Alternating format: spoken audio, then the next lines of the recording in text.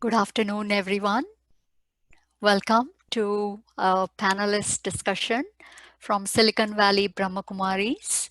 Today, we are going to focus really on how the pandemic has affected the youth, our young generation, and some insights from our doctors as well. I will briefly introduce the panelist in few minutes, just giving myself my quick introduction. I am Meghna, and I will be the anchor of today's panelist discussion. I've been associated with Brahmakumaris for almost 6 years now. The thought-provoking knowledge and powerful meditation taught here has made me a better person and a parent. And really the whole intention of today's discussion is to showcase the experience that our young generation pretty much had to go through in this past few months. As you can see, we have two youth members here, very enthusiastic and bright. And if we think about it, this whole pandemic has caused a havoc all over the world. It has an impact in a variety of ways. Every person has been impacted by it. And we've done a lot to take physical care, which is extremely important, by wearing masks, social distancing, avoiding crowds, and so on. In addition to that, what these panelists have done is that they've also protected their aura, which is there's a lot of negativity around because of doubts and confusions and uncertainty. And in such kind of an environment, in addition to taking physical care, one needs to also take mental and emotional care. So a strong aura protects you from it. So I am looking forward to hearing from them, their journey, and learn a lot. And I hope you get some valuable insights as well. Now, not trying to undermine the youth at all, just like gold shines when put in hot fire, and diamond is created under intense pressure and heat, our young generation will really shine out of this entire pandemic. I have no doubt about it. But how did that shine happen, and how are they continuing to increase their shine is what our idea is today. So let me start off by introducing the panelists. We have here in the middle of my panel window is Shivani. If you can please wave. Thank you. She is a bachelor's in neuroscience and has just recently completed her master's in public health from Emory University in Atlanta. And she pretty much grew up in Bay Area and has been part of this organization since her childhood. And she also enjoys and is primarily working on empowering the youth all over the world. And our second panelist from the Young and Bright is Pranava. He is an aspiring neurosurgeon, currently in New York, aspiring to be a doctor from New York University. And he's very passionate about art and sports. He also has been associated with Brahmakumari since childhood for almost 19 years now. On our senior side, we have really experienced and wise doctors. First one, let me introduce Dr. Leena. She is a psychiatrist, trained at Stanford for child, adolescent, and adult. She has a private practice at Los Altos called Los Altos Psychiatrist LLC, and has been practicing for the last 10 years. She's also an adjunct teacher at Stanford University, and it's been really nice to have her here. And last but not the least, another senior doctor, Rajani.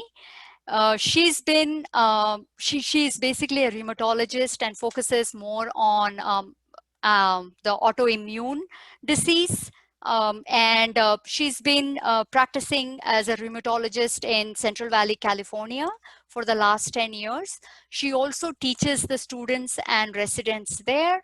And she's been practicing meditation for the last 20 years. Dr. Lena also has been practicing meditation, which I forgot to mention. So there we are with our panelists, a quick introduction of them. What I'm going to do now is basically ask them some questions, pretty much to draw insights. I will start off by asking first some questions to our young audience, to our young adults, and then we'll follow up by asking some questions to our doctors. And the chat, you are most welcome to present your questions on the chat or the Q&A board, but we will take them up towards the end. We will have a lot of time for Q&A, for live questions. The whole intent of this panelist discussion is to really take live questions. So let me start off by asking first question to Shivani. And Pranavam, if you can share your insights after her, that would be great.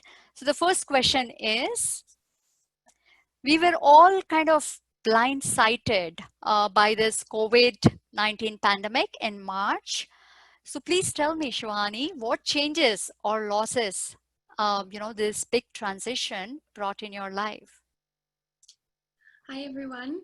Thanks for having me. So as Meghna Ben was saying, I just finished my master's in public health. So I've been living in Atlanta, Georgia for the past 2 years. And so I had my full independent life there. As I said, originally grew up in California, but I had my life in Atlanta. I was planning on maybe staying there afterwards to work. And then in March, of course, the whole world changed. At first, I was resistant to fly back to California because I felt safe and everything was okay. I had a roommate, so I wasn't alone. But over the next, I would say, week and a half in March, things just changed so quickly, day to day. It was impossible to keep up with the news. And after about a week, that's when the governor of California put in the first shelter-in-place orders. And that was sort of a signal, one, for the rest of the country at how serious this was. And also it was a little bit worrying for me because I wasn't sure then if they were going to cut off domestic transportation, if they were going to start limiting the number of flights to California. And I didn't have a car, so that was be my only way to get home. So my parents and I started having discussions, and eventually I did come to agree that, God forbid anything were to happen or just the situation were to get worse, if I was on the other side of the country with no way to get back, it would be very difficult. So we made a decision on Monday, and by Friday I had my entire apartment packed and FedExed across the country and booked a flight the night before to fly the next day to California. And then I quarantined for 2 weeks at my parents' house here and have been in California since March. So now this is the longest that I've been home with my parents in California in about 6 years. So definitely a unique experience.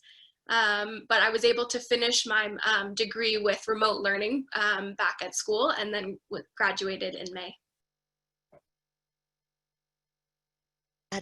That's wonderful. Thank you for sharing. Indeed, a lot of rapid changes, I think in few weeks, critical decisions that were made, and it's good. It's good to be back safe and healthy for sure. So I'm glad that you chose that. Pranavam, how about you? Om Shanti, everyone. When this pandemic first started, I was only in my freshman year, so I only finished one full semester at NYU.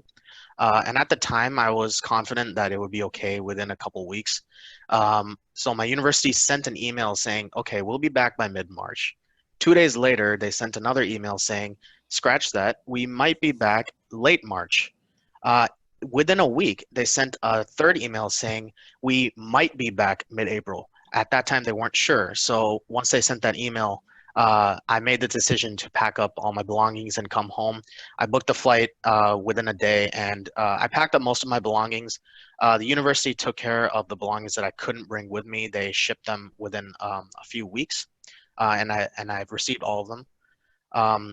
So within a week of me returning home, my university sent an email saying that we wouldn't be back for the rest of the semester. So I think it was a very good decision for me to come back home before the lockdown started. Um, Throughout the last few months, I wasn't able to meet any of my friends. I wasn't able to go outside much.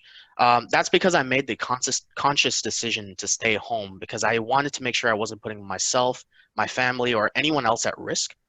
And at home, my parents and I, we had strict rules when we were getting groceries or going outside for anything. So when we went out to get groceries, we wore a mask, we wore gloves. We even carried hand sanitizer with us and any disinfectant wipes. And if we got them delivered, we had to clean them very thoroughly before we let them into the house. So I think one of the biggest lifestyle changes was that we heavily increased the amount of times we washed our hands. So normally we would wash our hands before and after eating or after we came home. But now we would wash them 20 or 30 times a day because we wanted to make sure we were at least risk possible for getting COVID. But it was tedious, but I think it was very necessary so that we were staying safe from COVID.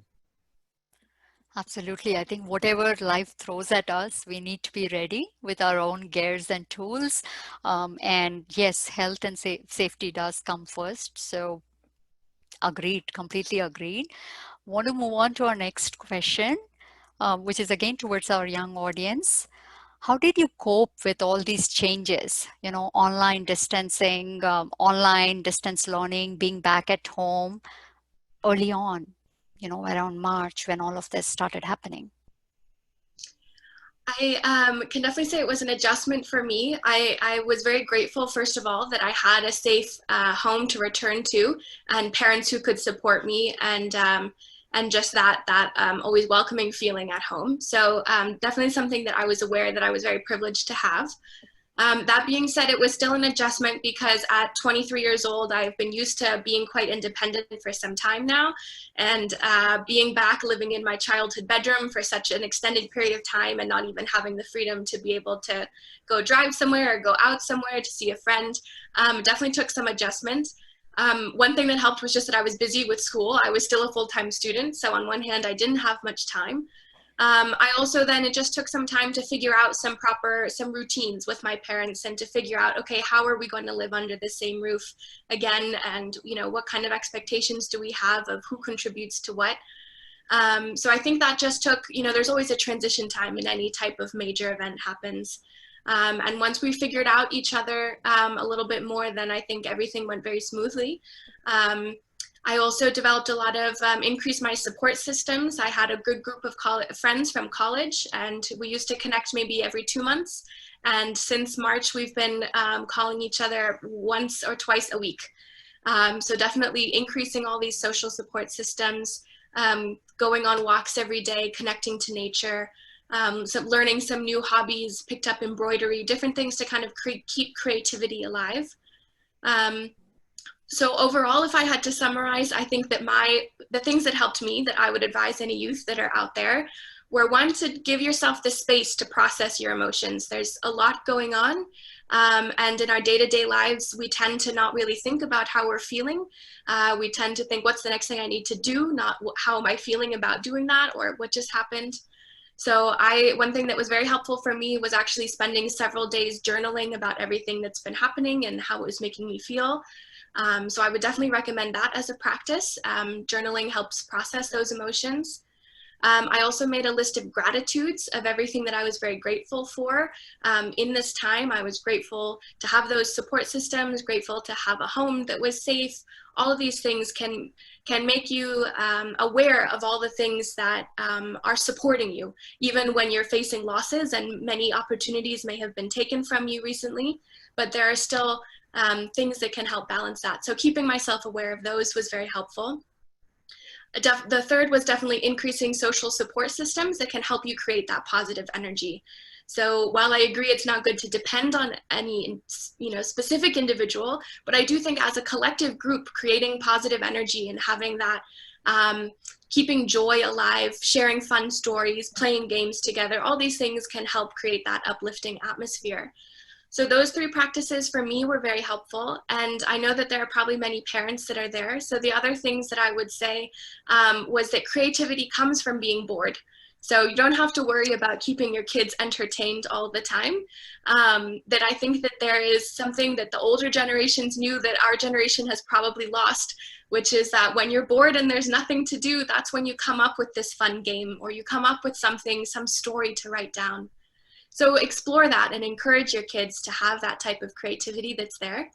And the other is to just not expect that this is a time of high productivity, that it's okay if you're not accomplishing things the way that you're used to, and just to have that acceptance there, and instead use this as a time to connect to nature. That's something that helped me ground myself. When parks are more empty, or things that are, just enjoying your natural surroundings, I think is a very positive coping tool that has helped me, and can probably help families out there. So those are my words of advice, because from my experience, that's what's helped me over the past couple of months. Thank you, Shivani. Those are some really great advices, I think, coming from a young person. Very, very inspiring. Indeed, if we stuff ourselves with a lot of negativity, at least taking some time to journaling and noting it down, and then working on it, and like she built some support groups, to share what everybody is going through, and then come out of it, take nature walks and things like that. Absolutely, these are all wonderful tips. Pranam, we would like to hear from you as well. So I was already in California during the entire winter break, and before the pandemic started, I was only in the university for 2 months. So coming back home, it wasn't a very difficult transition for me. I wasn't really independent all that much yet. But before I came back home, my university had an online learning testing period where they tested Zoom and Gradescope, which is a website where we would submit our assignments or lab reports. So they made sure everything went smoothly. Some of my friends, they told me that they didn't get any privilege of that sort of testing period, so they were thrown into the frenzy when the online learning started. And the only thing my school had to figure out was how to run exams, but they did that very quickly. So if some of you parents and students are wondering how your schools will run tests, these are the two most common ways they'll do it. The first is having a proctor watch you while your camera is on and your microphone is on in Zoom or whatever other online learning platform you are using. The second way is for you to use a browser-locked website where you take the test and it would not allow you to go to any other website or open any other app. Or sometimes they would make a test where when you're taking the test, they have a script embedded in the server where it would track if you're opening any other app or window. So don't worry, if your schools are already doing that, then you'll be fine. You don't have to worry about tests, and they'll be fairly graded. I don't think teachers would be too strict, especially in a time of crisis. But the wild card throughout this last few months of online learning was the Wi-Fi, because all three of us at home, we sometimes had to use the bandwidth, the Wi-Fi simultaneously. So we always had a small discussion of who would need the Wi-Fi most at the time. If I had to take an exam, my parents would block that time away from work, so I would be able to take the exam without any issues. The same one for if my dad had a meeting, an important meeting, or if my mom had to teach an important class. So when it came to being part of my online classes, I had to be up very early because all my classes were on the East Coast. So normally I would be awake at 4 o'clock for yoga, and then I would go back to sleep for a couple hours and then wake up again to start my day. But from March all the way to June, and probably until this pandemic is over, I had to wake up at 4 for yoga and then continue, because my classes would start at 5 and sometimes they would go until 1 or 2 p.m. So if I was in New York, I would come straight back to my dorm or go to the library and then start studying or do my homework. But since I'm at home and because I'm waking up super early, I would take the time to take a short nap so I could re-energize myself so that I wouldn't be stressing too much when doing my homework or studying for a test. And that's something that's very important for the youth out there. Don't stress, don't waste your energy. Make sure that you are as calm as possible when you're doing your work or when you're studying, because it not only helps you to retain more knowledge, it also helps you take the test better and do your work better and more efficiently. So it was definitely the planning and the structure that my family and I set in place at the beginning of this pandemic. That's what made my transition period to online learning so efficient. It allowed me to cope with it so quickly. And online learning always offers recorded lectures and the ability to screenshot as quickly as possible. So please don't waste those opportunities. You have the ability to copy paste, take notes, record, and take screenshots. So most of you still have at least a month before school starts. So definitely have a plan in mind for how you'll use your time, because time management and focus are the two key things to getting through this online learning period. Thank you, Pranavam, for sharing that. My daughter is very, very ambitious, and she's not very happy that tests, there are not going to be any real tests. She's going to be very happy when she hears about this, that there is a way to actually do some accurate grading and have some fair test results, because variety of students have responded to in different ways, right, to this whole thing. And you've shared some really good insights on how we can really take quick notes through screenshots or videos or whatever that might be. And it's good to see you say that stress really does not help in being prepared for tests or for studying. It only creates more distraction and noise in your mind. So it's so good to hear from young generation. I would say this to my kids, but I'm hearing someone say this to me. It's very, very encouraging. So let me start off with the third question for you, Shivani. How has the summer break been going for you? Did you lose any kind of opportunities related to internships or jobs? And how have you been? I mean, you did talk a little bit about how you've been using your free time with some hobbies, but if you have any additional things that you might have done during summer, would love to hear it.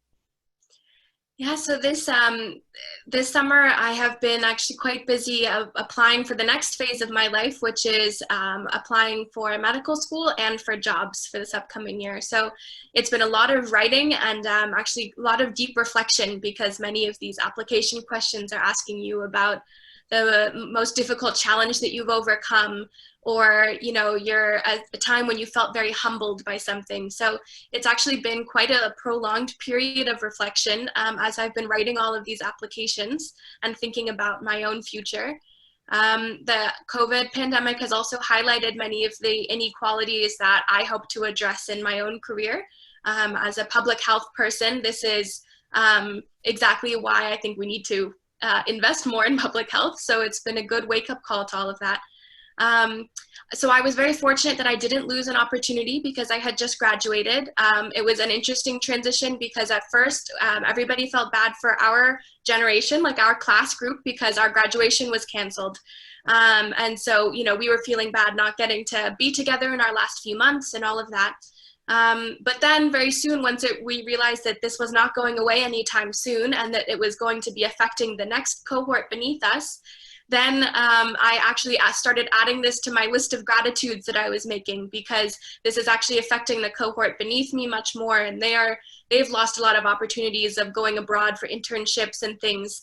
And so I actually was in a state of closing this degree, so it ended up working out well.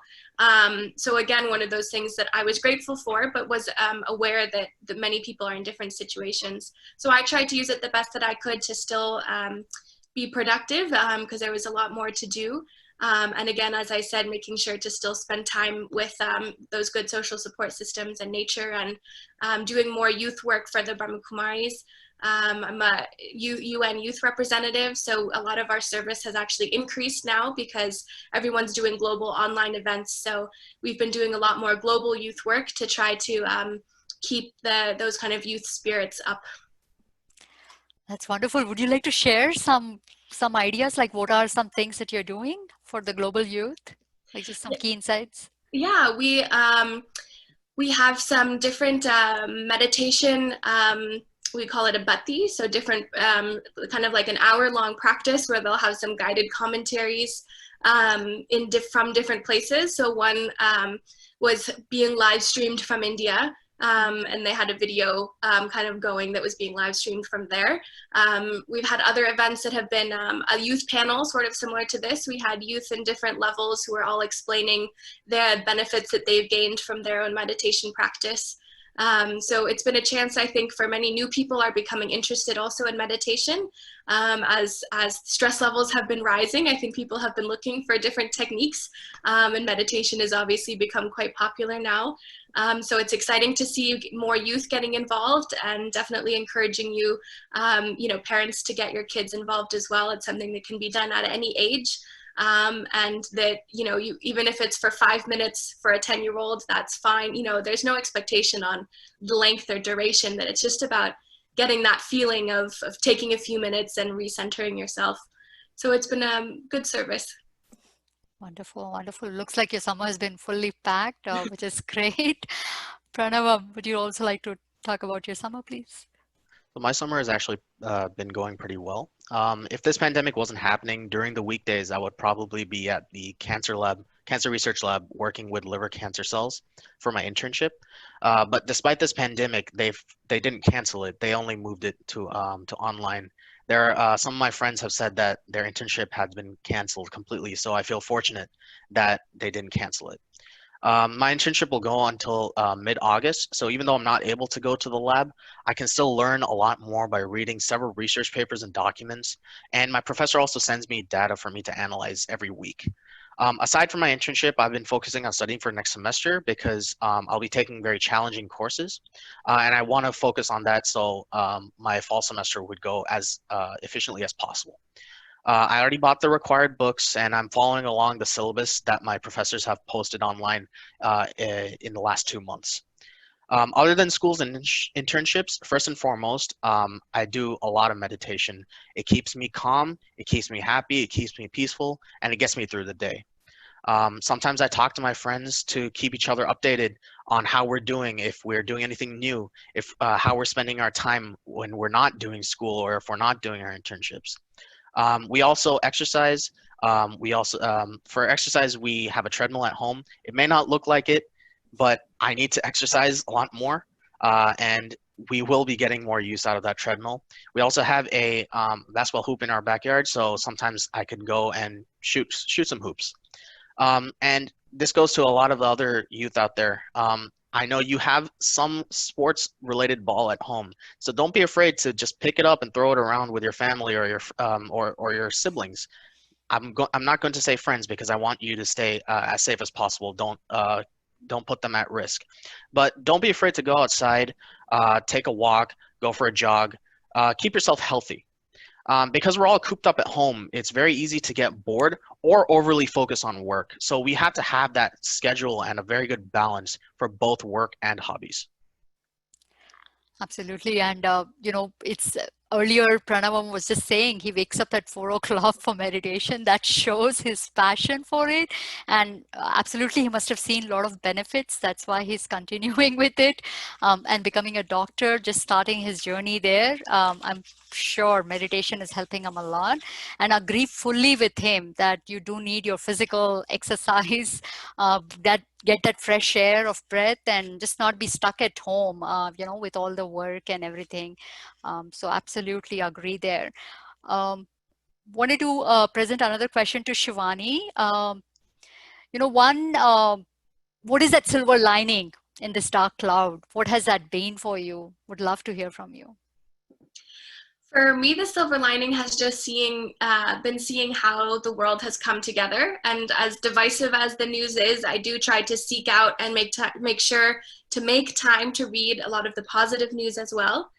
I think that I also see this as an opportunity for rebuilding. And this is something that you may have heard a lot of people in our generation talking about now, is saying that we can never go back to normal, because the normal that we are thinking of pre-COVID was actually not normal. There were so many groups and systems and people that were being exploited and oppressed by these systems that we have all been partaking in and have upheld.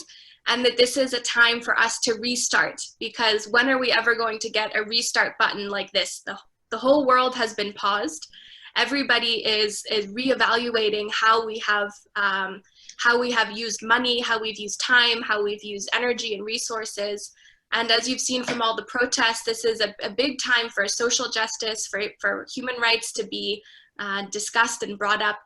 And so I really see our generation as taking a front role in developing that change and in leading some of these discussions about what rebuilding is going to look like.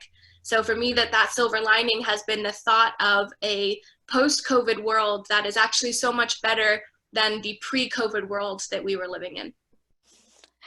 Wonderful. I mean, so far-sighted, and really, youth are survivors and saviors. And I can see that in Shivani and her, fully pumped up spirit. That's the way to go. Very, very endearing to hear that. Pranav, how about you? What are your insights? In my opinion, I would consider what I'm about to say a pretty big silver lining. So the dark clouds aren't that big. It's that everyone is coming together to keep each other afloat during this pandemic. Researchers and companies from different countries are working together to make a vaccine. Neighbors are sharing supplies. People are making homemade masks and distributing them to those who can't afford or can't obtain masks. And the feeling of family and friendship has been so pervasive throughout the last few months of this pandemic. On top of that, this is also the year of social change. Millennials like Shivani and Gen Z kids like me, we're working together and making sure our voice is heard so that we can tear down the systematic discrimination that's been poisoning this world, so that we can create a world of peace and equality. Crisis can bring out the best in people, and it brings people together. You can do something as simple as ask your friends how they're doing. Are you doing okay? Would you like any help? You can ask your friends, family, and relatives every couple days. Don't be afraid to lend a hand, but also do that in a way that keeps you and them safe. Most importantly, practice meditation because it helps beyond that which words can describe. It keeps you peaceful. It keeps you happy. It'll get you through this entire pandemic. It makes you calm in the face of any adversity. Absolutely. I think many times it's only during these critical times that we realize the importance of mental peace and happiness and everything else, and also about how do we help each other. Many times we are lost in our own world when everything is regular, but it's only during a crisis that the best comes out of us. So it's good to hear that from both of you. Now I'll present some questions to our doctors who have been so patiently waiting. So really first one to you, Dr. Leena, on what issues you are seeing at work with the youth. You are a psychiatrist, and so it would be really good to see the kind of issues that are coming up with in front of you, and what are some of the advices you might have been sharing with them.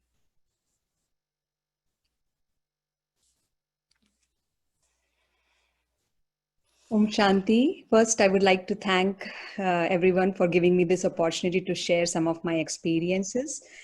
So as everyone has been listening, I just want to reintroduce myself. I'm a child, adolescent, and adult psychiatrist. And so I do work a lot with youth and their families. And so coming to the question that I was asked about what issues am I seeing during this pandemic?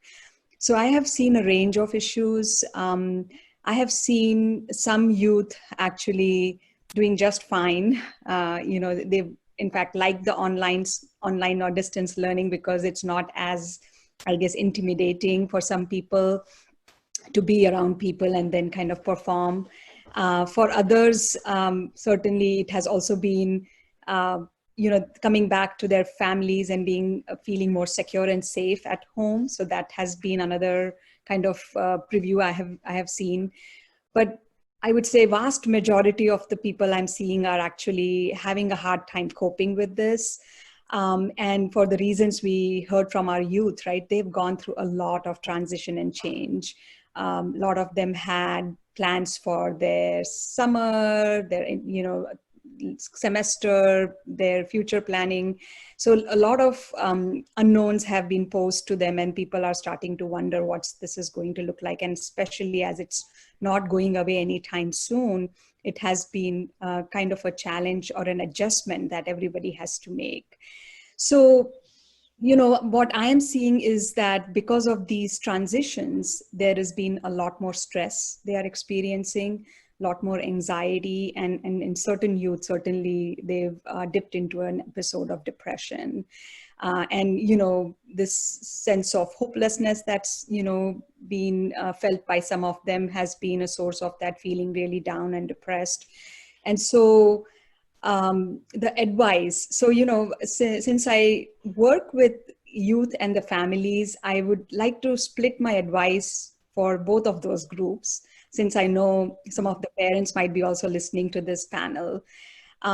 So, I like to remind the youth, so maybe first start with the youth group, that, yes, we understand that you had been living an autonomous, independent life, and you were, able to, have that freedom that you were really enjoying, and now coming back into your families and back home has been an adjustment where you have to now follow certain expectations, certain rules, maybe certain family values. And so it is a change. And I think I like to remind them that it's a change both ways. It's not just that they have been experiencing this transition and it's been a challenge for them. It's also somewhat of a challenge for their parents, who have also been, living a different kind of a life, because they were away, as maybe some people have one or two kids and both of them were in college, or, even at a younger age when they are in high school or middle school, they are away at certain, for a certain amount of the day. And so you're not really interacting so much. So it's, important to kind of bring in that value of empathy into your, awareness that, let me try to put myself in this other person's shoe as well and see how this has been for them and not just focus on me. And so I think that really opens up the door to some more kindness and compassion. From my perspective, when we do that, that's kind of that one core quality leads to these other great, core qualities or values that we have. And then I think, when we do that, it allows you to negotiate, it allows you to discuss, it allows you to come up with a plan, come up maybe with a middle ground. So maybe, it is not one and all. Like the parents, have to keep in mind that you're receiving, especially for the young adults who are back at home, you're receiving a young adult back home, and they have now, been living independently, and they've gotten used to a certain amount of freedom and whatnot. So definitely giving them the space to be and get some of that freedom, while kind of balancing the importance of some of the family values or expectations you have. And I think, if this is done in the context of just having a kind of a mutual discussion, allowing your youth to actually speak and express their feelings, I think one of the things culturally I see, particularly in our South Asian culture, and I think this purely comes from how we were raised also. So it's very different that we are parenting a very different generation in a different country, who are, practically, being raised in a different environment. So it is kind of, I see that generation gap and that cultural gap does come in the way. But reminding yourself that if they are grieving, if they are irritated, if they are frustrated about these transitions and they're not kind of coping well, allowing them to speak to that, allowing them to express that, allowing them to process some of those feelings if they are bringing up, and kind of having that listening ear. So sometimes it just what happens is, as a parental instinct, we just jump and try to fix the problem that comes to us very naturally. And culturally we are, raised with this belief system of just suck it up and like do the best you can right, at the moment. But, sometimes it takes, it might take a step back that you have to do to look at the whole picture and say, okay, let me listen to this. Let me validate their experience. Let me validate their feelings of frustration and anger. Even though they are adults, they are not as mature or as experienced as some of us are as parents, with, the life experience we have, the adverse situations we may have encountered. Our resilience is definitely a little bit more or different than these youth. Not to say they are not resilient, they're amazing. We've already listened to two amazing, very resilient youth who've talked about how they've made the best out of this time. But I think the point I want to definitely get across is that having that open communication with your child, allowing the child to express, allowing your parents to express their point of view, and having that exchange and having some kind of, it may not be all that what the youth wants, it may not be all what that the parent wants, but we can strike a middle ground, and find a way to work together, to live together. And I think, like, we heard from Pranavam, like his parents were willing to negotiate their work schedule with him because he had to also be on that same bandwidth of Wi-Fi and not jeopardize his schooling or whatnot, right? So even small issues like that, but if we keep it to yourself and if you oppress it and you're not really sharing it and you're just demonstrating primarily with just annoyance and irritability and just like defiance, that then actually shuts the door. The parents then feel like maybe they are disrespected, they're not being listened to. And so really, for parents, allowing their kids to have that space and time to talk and having that open communication, and for kids to allow them to listen and respect each other mutually, show some empathy, kindness, and compassion. I mean, all of that, I think, just rolls once we open that door. And so that's something I've been telling my youth and the families to work on. And then, there are instances when this may not be possible when you're trying to do it yourself. Sometimes, you're trying, but you're still butting heads, you're still running into some conflict. And so it's okay to seek help from mental health professional in that situation.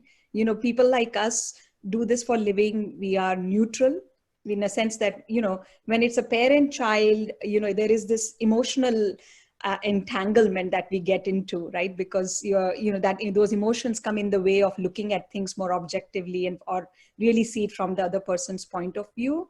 And so, more often than not, that's what leads to a lot of conflict. And then there's like one little, sentence of, unintentional words can cause some damage. And then that leads to more exchange of hurtful words, and just this conflict can rise, right? So if you are running into that, that's very common. We all are humans.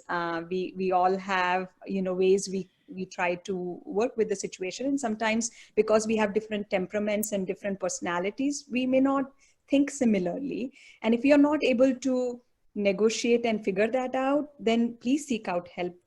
Talk to counselors, mental health professionals who are trained, because they are not in that emotional relationship with you. We can be that detached observer or that person who's able to look at the whole big picture and able to then point out, hey, mom or dad, you try to change this. Hey, you kiddo, you do this. And so we can, provide that scaffolding and support that can allow you to make some of those adjustments.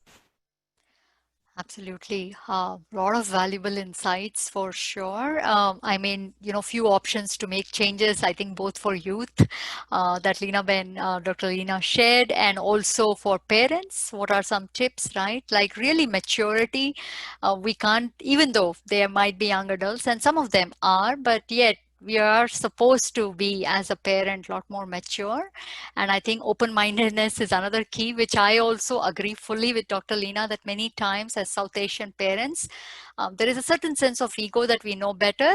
Quite possible that we know better through our experience, but we don't know better in this current world and current atmosphere that our youngsters are living in. So I think being open-minded is really saying, let me understand and look through their perspective. Fully agree with that, and that kind of thing has helped me a lot. I have a college going kid as well, who has all kinds of habits which don't gel along very well with our own regular day-to-day living. It has been a lot of adjustment, but just the love factor in between, that he's an individual with his own personality, respecting that and giving him that space has helped not only me stay sane, but also helped him to adjust a bit more to the family's rules and regulations. So it's a win-win. Ripple effect, right? Like it is domino effect. If one person does that little bit of change, the other person notices that and they bring that change, and then it's like a win-win situation. Absolutely, absolutely. So true, so true. That's what I saw at home. Yeah, follow-up question, you are also a parent, and I know that you're now kind of like working from home virtually because your practice allows you to do that. So how have you been able to cope up, with a child at home, summertime, keeping her busy and engaged, and you yourself have full-time work, very busy work with a lot of constant stressful situations, anxiety filled situations that you're hearing to, and then you come back to your child and your partner who obviously need love and attention. So how has this been for you? So I have to start by saying that, like we heard from our wonderful youth, I have been also associated with Brahmakumaris, university, and very fortunate to have had introduction of this knowledge from early childhood, but didn't really imbibe it until late after finishing medical school training and residency. That's when I was like, oh my gosh, I wish I had implemented that during those crucial years. So I'm so glad to hear that, Shivani, you are already in that boat. But nevertheless, it's never too late. So the past almost 20 years, I have been, in knowledge, and more so in the last 15 years, following it more thoroughly and regularly. That actually helps a lot, I think. Because for me, the kind of work I do, I need to be really mentally present and emotionally present, and really be there to support youth and families and young adults. And so meditation has been a key part of my daily routine. So, in some ways, the pandemic has allowed, me to work from home, which is, I'm very fortunate that my work can be done on, video therapy kind of model. And so, that's cut down on some of the commuting time and the time to, figure out other logistics to get the child to school, get, to work and all that. So even more so, I've been using this time to definitely use my morning time to meditate and listen to the knowledge. And it really fills me in. It charges my battery for the day. There are times when I come back home, I'm still drained because, I've gone through a kind of an emotionally draining day. And, sometimes I feel guilty that, oh my gosh, I've worked with all the kids, but when it's coming to my own child, I'm not there for her at the end of the day because I'm so wiped out from talking all day and just doing the work I do. And so even in those moments, I take a break, take a few minutes to kind of be with myself. I really like this phrase that I've heard from one of the speakers at Brahmakumaris. We've been all this time human doings. We've been constantly doing things. We always do things, but we don't take time to be that being that you are. So being, with yourself, checking in with your thoughts and feelings, getting connected, with the universe and the higher power above you, and charging yourself really rejuvenates me and gives me the energy back to be with my family. Now, as far as the change with working from home and managing my daughter, so at first, I mean, like how we said, we were all blindsided by this. And in the beginning, the online schooling, they were not prepared for this. So I saw my daughter actually having very little education going on. And then she's in front of the screen. And then, that's kind of our best friend or enemy. Make what you want to make of it, right? There's so much on there that you can get glued to.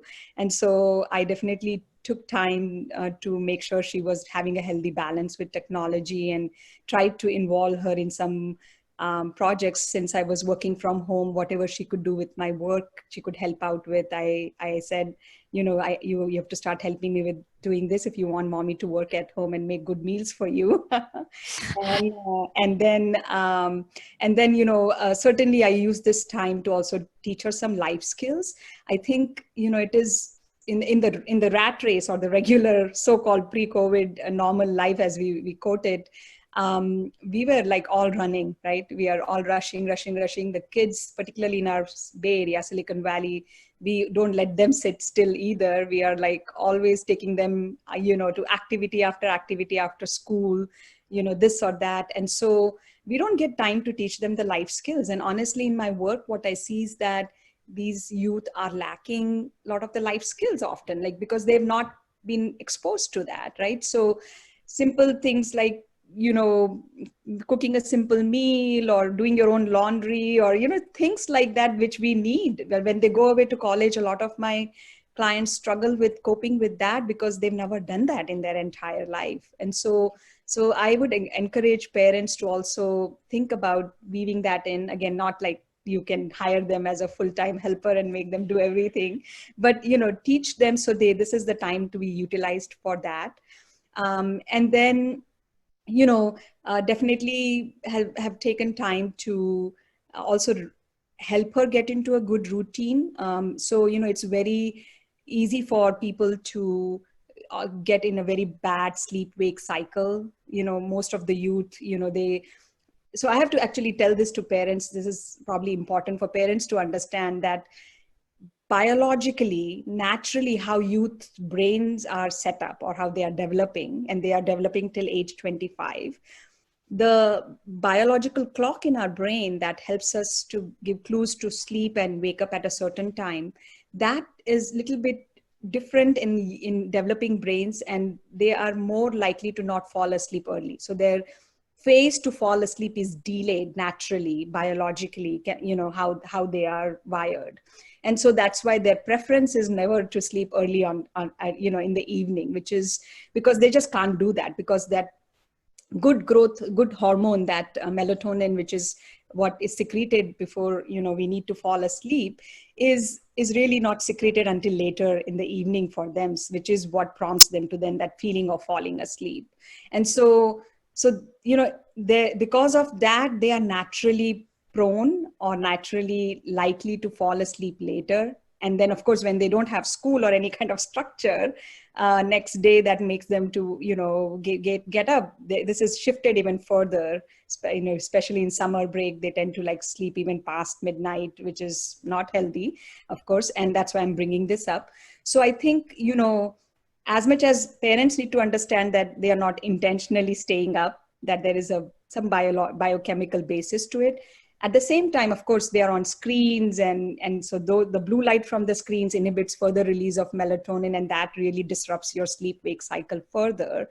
And so they really are in a bad cycle. So one of the things I have been, of course, trying to definitely do this with my child, but I would also encourage parents and the youth, the older young adults, that they can set this for themselves, is to really have it in a good rhythm. So, it may, if it's not like, oh, yeah, I'm sleeping at 9 or 10, maybe that's too unrealistic for us to expect, but maybe at least 10, 11 could be the time, and you're waking up, before 8 a.m. because our, other systems of our well-being, our neurochemicals in our brain that regulate our mood and anxiety, our emotions, our physical well-being, all of this is tied in with how well we sleep and during what time we sleep. So it's very important to sleep when it's dark and important to wake up when it's kind of bright. That's, how that circadian rhythm or that biological clock in our brain works. So even though it's within the summer limits, couple hours of margin here and there, I would encourage, that's a very big key factor of well-being that would really help you. And then importance of exercise for body and importance of exercise for mind. So, not just, of course, working out and finding a way to do that, whether walking, running, jogging, or some kind of workout at home. But, we almost always ignore our mind that does that's like our hardware of our computer, our body, right? That needs to be also strengthened. And so we need to definitely do that. And so I would definitely, encourage and remind people to focus on finding a way to practice meditation. There are different ways to do meditation.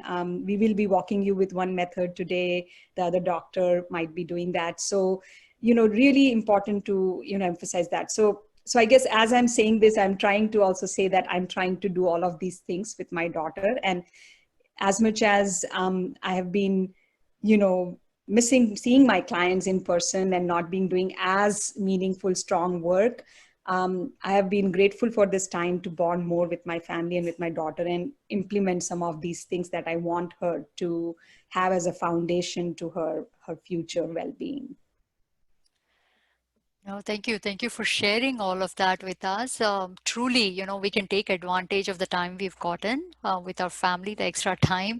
And Dr. Leena, she would have been working at an office and would have never really gotten this time to be with her child and teach her these life skills, which I couldn't agree more how crucial they are. Otherwise, they make you completely dependent on people for food, going outside for food, on others for cleaning even basic things, living in a disorganized place without the laundry being organized and everything. Even these small things, small life skills make a huge difference in your efficiency and quality of life. And a lot of other things you've shared, couldn't agree more that I can't even visualize, you are having the whole day listening to different kind of stories, generally all filled with negativity, and then having to come back home and stay that positive person. You are in front of your child. So couldn't agree that indeed it must be your meditation practice and listening to the strong spiritual knowledge every day that has kept you going. So thank you, Dr. Leena, for sharing with us so many valuable tips and your own story on how this shaped out for you. Last one, I would like to ask Dr. Rajni, who's a rheumatologist and focuses more on autoimmune diseases. So just this question for you, what have your learnings been? Because my understanding is that you're still coming in kind of close proximity with this patient. So you are in a hospital, and how has this whole thing been for you? And what are your main learnings? Shanti. I'm happy to be here as part of the panel. Thank you for that. So a lot of changes happened in the practice lately because of this pandemic. Most of the outpatient has become virtual. It used to be in rural areas that there is telemedicine because doctors were not available there. But now everything has become, most of it has become virtual. Some patients are so happy that they don't have to drive 2-3 hours to come for the appointment because they come for very, very rural areas in the Central Valley, but some are upset that the elective procedures got cancelled, and also there's a lot of mixed feelings in the patients. But one important thing I wanted to share, and I saw that is a lot of my patients, they are with autoimmune diseases. So most of them are on some medications that they suppress their immune system, and that's how it's supposed to work, because their immune system is working wrong. It's attacking their own body. To prevent that, we have to keep them on some medicines that they decrease the immune system, such that there is a balance, that it's not attacking their body. At the same time, they have some immune system working so that they don't get infections and all. So all these patients were really confused and worried and were in fear because they are on medicines that suppress their immune system. And there is a pandemic, that's a new virus, no medicine yet. So they were really worried that they will be at high risk because of their medications. So lots of phone calls, lots of telephone visits and all.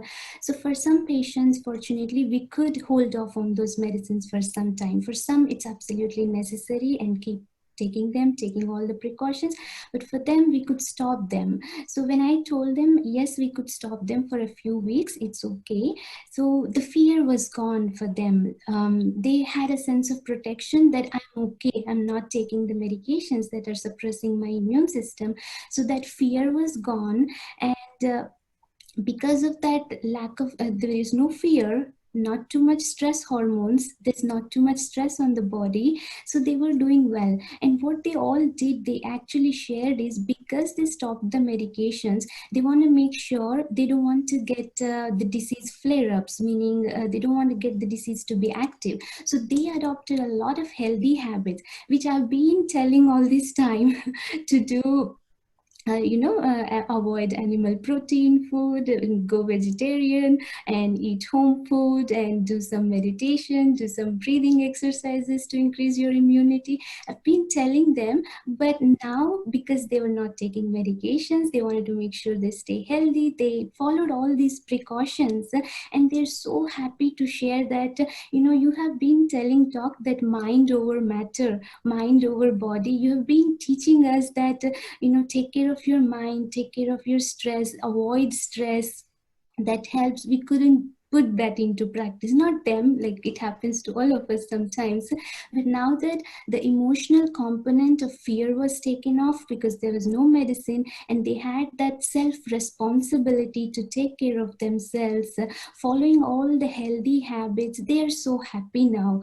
So they really taking some new learnings in this, and that was really good to see. And they're teaching their kids to eat good things and all. They even show me the turmeric that we tell, ginger we tell, to increase the immunity, because in the video Zoom calls, right, they show me all those things. Oh, we are doing this, we are doing this. So that was very good to see the healthy habits transitioning to healthy habits. Very nice.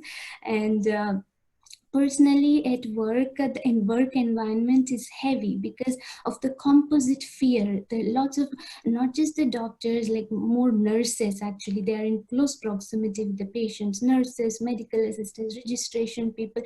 Everybody is in fear that they might catch. So there's a composite fear in the hospital environment.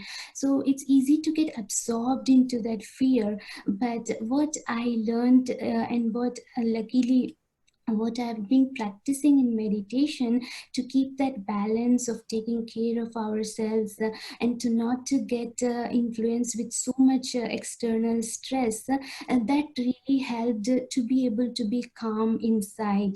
Because when I'm calm inside, I can keep my office in a little bit more calmer environment. If I also get absorbed into that fear and that anxiety, it's a problem. It's easy to get influenced because there's so much composite fear. We definitely have to take care of all the precautions, like even our young panelists told. Everything, hand sanitization, washing, social, this all is important, and we can actually follow all that when we keep a little calm. And selective hearing of the news. We don't want to hear news all the time, share the same news all the time. Selectively, we have to hear what is important, how much is it important. So keeping these in mind, I was able to at least help my colleagues who are working in much more risky environment, like in ICU and in the ER. They're working in a much more high risk environment. So I could help a little with them. So I really felt the importance of time, giving time to myself in this meditation, what I've been taught all this time. And always from our teachers, we are taught that long time practice is important. Definitely meditation gives instant benefits, but long time practice is what helps at the time of need. So I really felt that meditation and keeping the balance and calmness in mind helped me, and it actually reinforced me that I have to practice more and more to be more stable inside, so I can help others also. So, and one more thing I wanted to share, and I learned in this, is to bring something new in me, emerge the new me. So we all have to do that, I felt, because this is a new situation, as you have been all discussing, pre-COVID, post-COVID life and all. This is a completely new situation in front of us. So old thinking helps, experience helps, but can't be all the solution. We have to bring something newness in us. So to emerge the new me also, this meditation helps a lot, I felt. I heard from my very senior teacher, who is 75 years old, very senior teacher. Since graduation, she's practicing this. She tells that every night before she goes to sleep, she tells to herself, I want to bring something new in me. In the morning, she'll make sure that I'm going to do something new in me. So that newness to bring in me, that's what I learned. And my mom has been telling to practice these breathing exercises for so many years. did a little bit here and there, but never gave that much importance. But because of this situation, also really learned that you have to increase that respiratory reserve, and it increases your physical immunity. The breathing exercise, it increases your calmness, it helps to focus in meditation, all these things. So the newness I brought is to do more of these breathing exercises, to give more time myself in meditation. So I want you to all please think about what newness you want to bring in yourself. Off note, listen to your parents when they tell you the healthy habits. So that's always helpful to practice these things. So, and then we'll talk a little bit about meditation. Yes, that seems to be like a very difficult and sometimes associated with boredom and very complex and things like that. I think to some of us who are practicing it, it's one of the most beautiful things to do.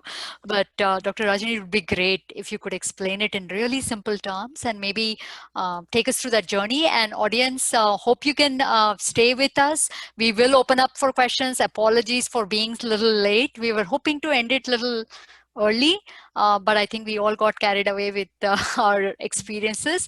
Yeah, after this, we will open it up for questions.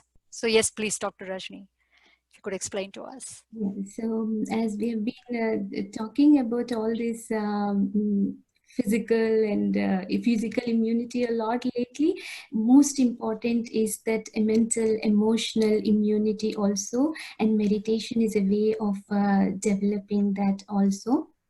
And as I said, we have to bring something new. If you're not practicing meditation yet, I would suggest this will be a very helpful new thing that you can bring in your life. And then you can bring many more new things with this practice of meditation also. And as Meghna said, that meditation is thought to be very difficult and all, but we want to erase that difficult word. This meditation, you'll find it very easy, very simple. You can do whenever you want, wherever you want, not just in the morning and evening. Those times are important, but whenever you want. So we'll go through that in a three very simple steps you will remember anywhere. So the first step is going inwards. So lately we have been going into so many outward channels, like which are important, social support and social media, this and a lot of channels are there. But the most important channel we have to tune into is our own selves. So we have to go inwards. We have to give time to ourselves. We have to feel our inner light, inner energy. That's where the whole energy stores are there. So we have to take time to do that. And we have so much gadgets and all, we are not giving any rest to our senses, our eyes, ears, mind, no rest at all day until we sleep. So we have to give this a few minutes to give rest to our physical senses and also to our mind. So first step is to go inwards and to feel that inner pool of energy inside us, which is the source of energy that's running the whole body. And then the second step is go upwards. Once we go inwards, then we go upwards and look at the higher energy, the divine energy, the supreme light, God, to fill ourselves with that energy. And once we are filled with so much energy and love and peace, we can spread and radiate. It happens automatically. Once we are full, it happens so automatic that you radiate that energy to your body, to your environment, to your friends, family, everyone in the world. So please remember, go inwards to yourselves, to your energy, the light. Go upwards to the higher light, higher energy, the supreme parent, God. Fill yourselves with all the might and power and radiate outwards. So we'll practice a little bit, a couple of minutes.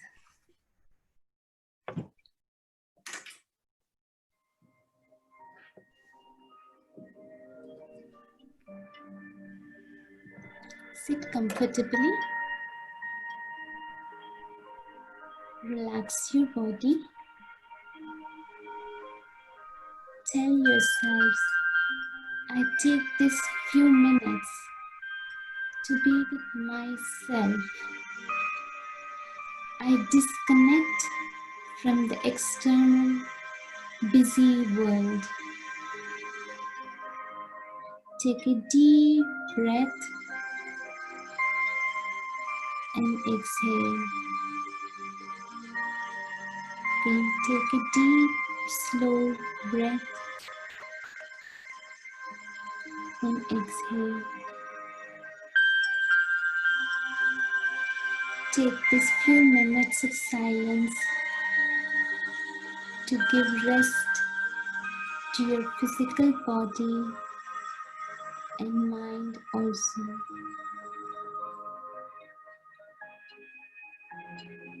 As you take deep breaths, go more and more inwards. Focus your thoughts gently in the center of your forehead.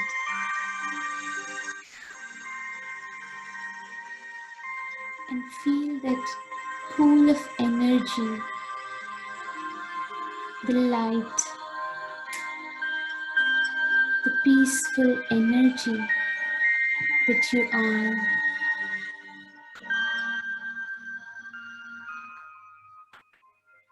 In this silence,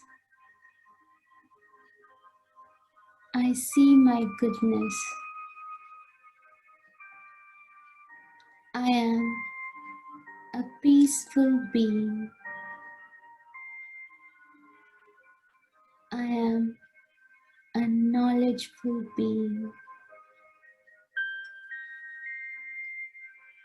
I am filled with courage and confidence to do what I want, the right thing.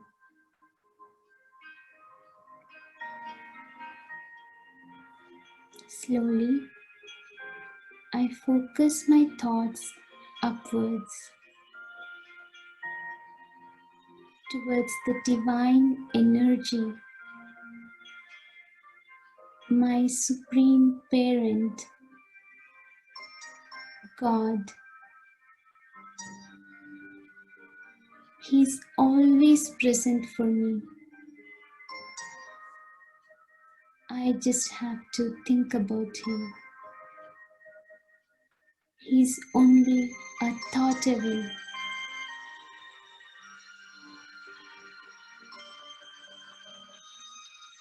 He's ever pure. He accepts me as I am.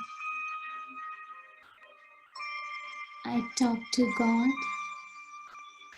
of what I think, what I did, and what I want to do.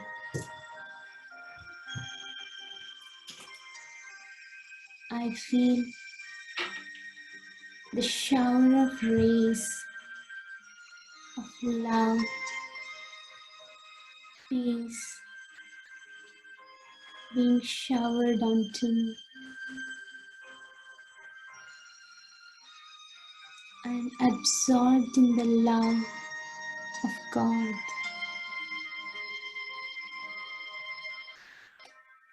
I am filled with God's love and peace. I spread this love and peace to each and every cell in my body. I am a healthy being. I spread this God's love in all my interactions, in all my words, in all my actions. I spread this God's love to all the world. Om Shanti. Om Shanti.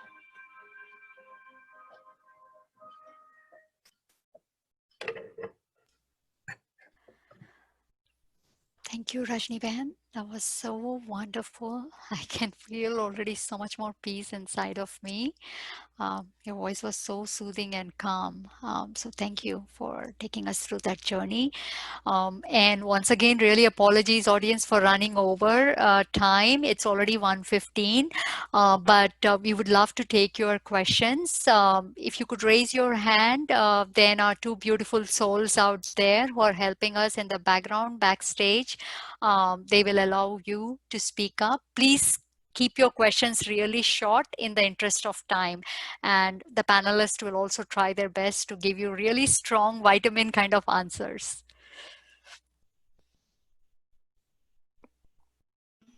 Om Shanti. Om Shanti. We have a couple of hand raises. So the first one is by S. Corey. I'm going to unmute them. Please go ahead and ask your question.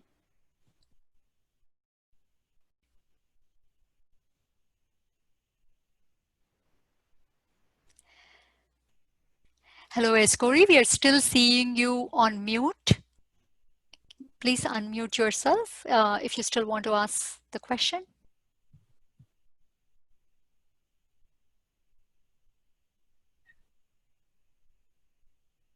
Okay, we'll move towards the next one. The next one is by Sania Kanzode, and I'm going to allow them to talk. Please unmute yourself and ask your question. Hi, so thank you for the whole meditation thing. It was really nice, very peaceful. So my question is, I found oftentimes when I was trying to get a lot of work done during quarantine or like even online school, I found it like really hard to stay focused because there are all these distractions around you, like your computer, your phone, everything. So how do you like stay focused during all of that?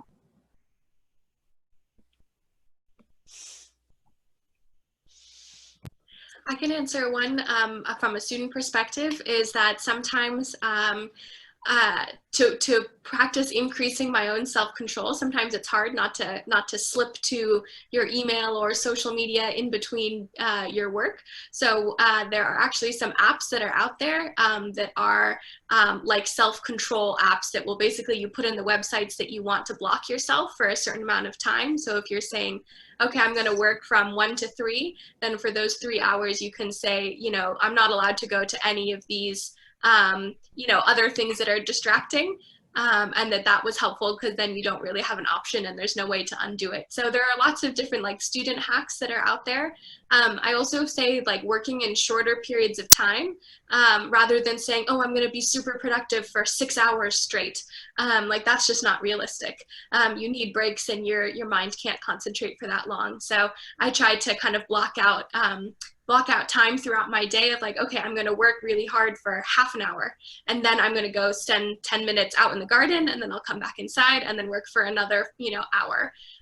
So just build that into your time schedule so that way it doesn't feel like you're not being productive. And in fact, that those little breaks from, also especially because you're probably staring at a screen all day, it's very important to just give your eyes and mind a break in between that. And that's helped increase my kind of focus, as well as obviously all the preparation of the meditation stuff. But in the practical, when you're trying to study or accomplish things, that's what's helped me. Oh, absolutely. Practical tips which can easily be implemented. Thank you for the question and for the answer. We can maybe take one more raise hand and then a few from chat maybe. Sure. We have a question from Pawan Dadwal. I'm going to allow you to talk. Please unmute yourself and go ahead with the question. Om Shanti. My name is Parinita Dadwal. Actually, I'm using this from my father's ID. Yeah, I have a question from Rajni sister. Yeah, as she told that we should eat a vegetarian diet. So I wanted to ask that how would a vegetarian diet help us to like not get affected by the pandemic or a virus or a disease? Very nice question, Parinita. So yeah, animal food is very, very inflammatory. It increases the inflammation, and it is all well studied and shown in research labs also. When they feed the animals with the animal protein and the vegetarian diet, they check the inflammation related chemicals are more in the animal that is fed with the animal protein. And also animal protein is filled with a lot of stress, because when the animal is prepared to be prepared to make it as food, when it is killed, it is filled with a lot of stress hormones in it. Imagine, it is getting so much fear that it is being prepared for a food or a meal, right? So it's a lot of stress in it, and these stress hormones will affect our body in many, many different ways, starting from the emotional health, mental health, to physical health. Simple terms, we have to say blood pressure, blood sugar, everything increases with the stress. Immunity also gets worsened, and that's how we get prone to infections when we eat that stress-filled inflammatory food. And it's a lot of processing involved in that. That again is another bad thing. And human beings are not made to eat animal food. Our bodies are not made, actually. The way our teeth are built, the way our digestive system is made by God, the nature is very, very different. It is not for animal food. So in all these ways also, it's not good to eat animal food. Thank you. Om Shanti. Thank you. That was very, very bright question from a young adult. We can take one last question if anybody else is raising hand. Yes, there is another hand raised by Jiva Bala. Please unmute yourself and ask your question.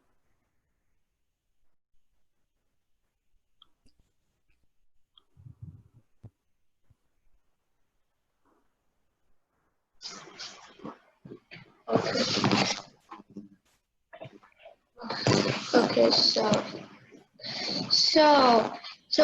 I'm Keshav Balakrishna,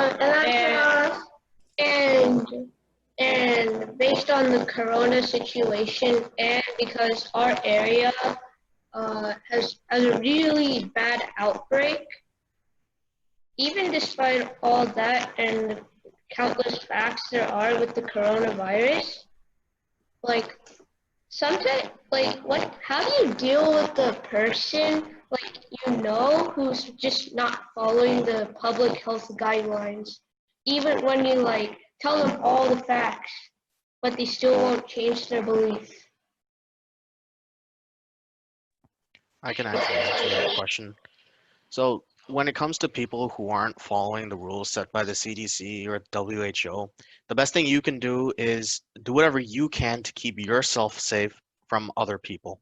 So that means wearing a mask, wearing gloves, keeping sanitizer with you, disinfecting all surfaces.